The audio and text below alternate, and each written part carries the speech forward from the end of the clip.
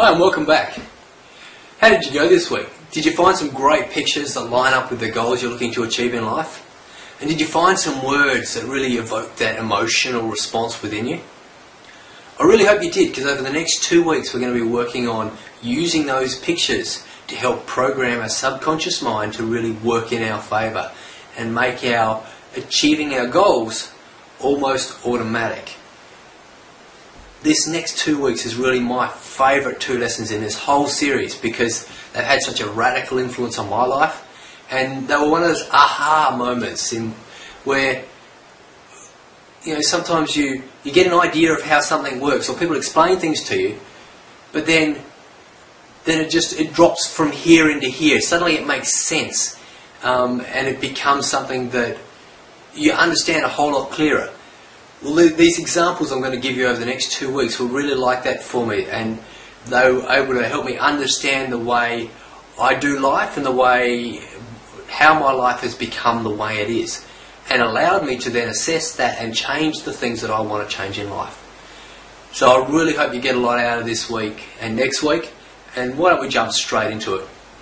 This week I'm going to be talking a little bit about how your subconscious mind works and how you can help get your subconscious working to your advantage.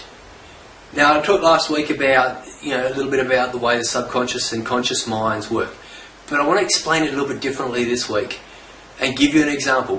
Let's say you wanted to row upstream. You bought yourself a canoe and you wanted to paddle upstream. Your conscious mind is like the actual effort you put into paddling. Every time you want to keep yourself moving, you want to change your direction, you've got to put conscious effort into paddling your boat. This is like your conscious mind. It controls the things that you consciously put effort into, thinking through your decisions in life. Now, this can be great when you're trying to achieve a goal, because you need to think through what actions am I going to take each day, how am I going to best achieve this goal. But then, you're also working with the currents that run up and down the stream. If these currents are working in the direction that you want to be paddling, it can be great. It can create a real momentum and a forward push that you need to help you keep going. If, on the other hand, they're working against you, if you're trying to paddle against the current, it takes so much more effort and energy to keep yourself going. Now, this is like the subconscious mind. Sometimes it can be working with you and sometimes it can be working against you. Now, you may have seen this in the past in your goals. Maybe you've had a goal that you want to try and achieve, and it's just felt like a real struggle. It's felt like you've had to really push yourself to achieve it.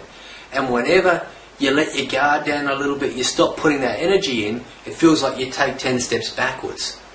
This is exactly what you need to hear this next lesson, because this is going to help you understand why that is and understand why your subconscious tries to take you away from the goals that you really want to achieve.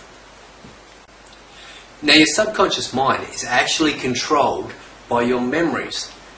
Now, your brain stores every experience that you have in life. And now, you're going to have to excuse me, my drawing is about as good as my public speaking skills, but I hope to do it as simple as possible so you get the message. This is my brain. Your brain actually stores every experience that you have in life as little memories. But it does it in such a way that it groups your memories together so that it makes it easier for you to access data in the future. Now, when you were growing up and learning how to walk, it would store all of your memories to do with walking together. How to balance, how to pull yourself up, how to stand. Groups all of these memories together so that it can very easily access the information it needs. Now, it creates a bit of a map of how that area works. And it'll do this for everything in your life. It'll put all your relational memories together. This is how relationships work. This is how we attract people of the opposite sex. This is how we make them happy. This is how we make ourselves happy. It'll do this for areas of your finance and how you believe finances work. Now, this can have a radical effect on your finance if, say, in the past you've grown up with people around you who may have had a negative view of finance, or maybe you've been part of a group that bought into the money is the root of all evil, or people who have wealth must be corrupt.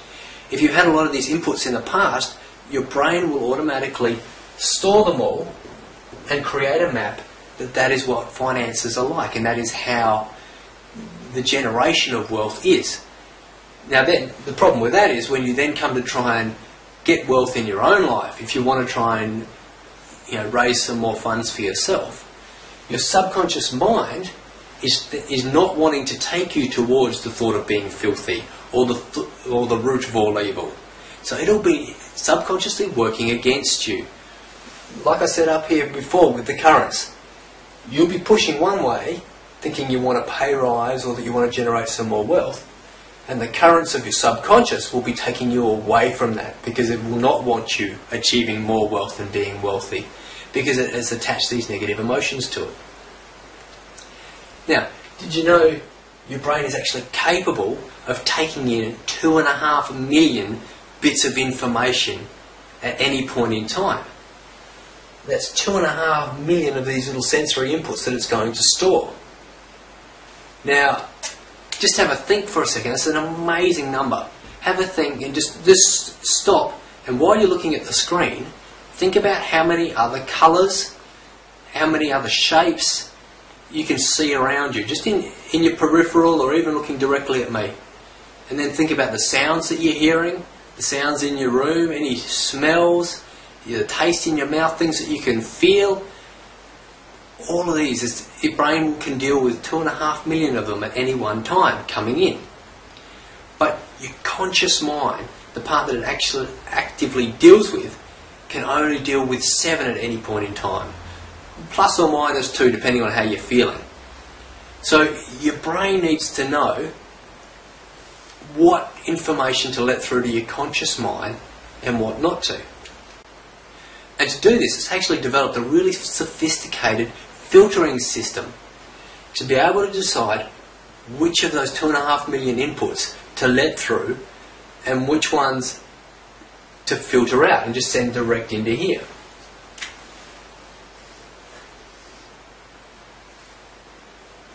This filtering system that it's set in place works a little bit like Google.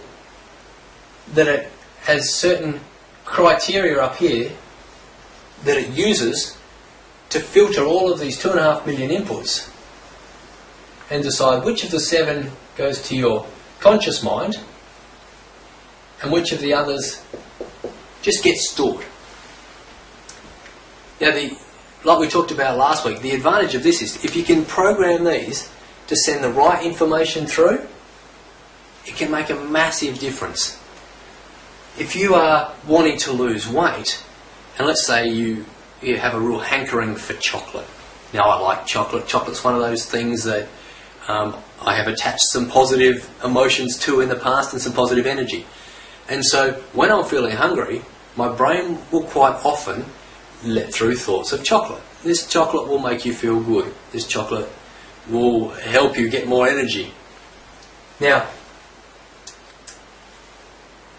the problem with that is, if I've got a goal of wanting to lose weight, these thoughts of chocolate are counter to my goal. So, by understanding how your brain filters this information, if I can send these thoughts of chocolate through to here, and send thoughts of good food up this way, it makes it so much easier for my conscious mind to be able to make decisions, because I've got the right information coming towards it. If I've got thoughts of eat chocolate coming in, it's going to be counter to my goals. Whereas if I've got thoughts of, hey, you're a fit and healthy person, eat great food coming in, or wouldn't a banana be great now, that's going to help me no end in achieving my goals. The key to all of this is being able to program these filters to work in your favour. Now, your brain actually stores memories in 2 different ways. Firstly, there's general information that it stores and helps create these maps. And then